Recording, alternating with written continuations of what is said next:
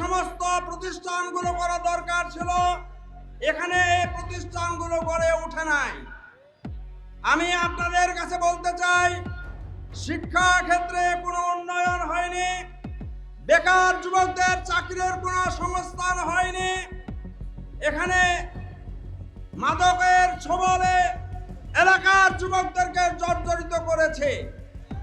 এই সমস্ত সমস্যা থেকে যদি আমাদের এলাকার সত্যিকার উন্নয়ন করতে হয়, সমস্যার সমাধান করতে হয়, তাহলে ন্যায় এবং ইনসাফের ভিত্তিতে বাংলাদেশকে পরিচালনা করবার সিদ্ধান্ত যে দলটি নিয়েছে, বাংলাদেশ জামাত ইসলামী এবং ইসলামী মনা 8টি দলের সমন্বয়ে একটি ইসলামী ঐক্য জোট গঠিত হয়েছে। আমি আপনাদের সকলের দোয়া চাই, পরামর্শ চাই।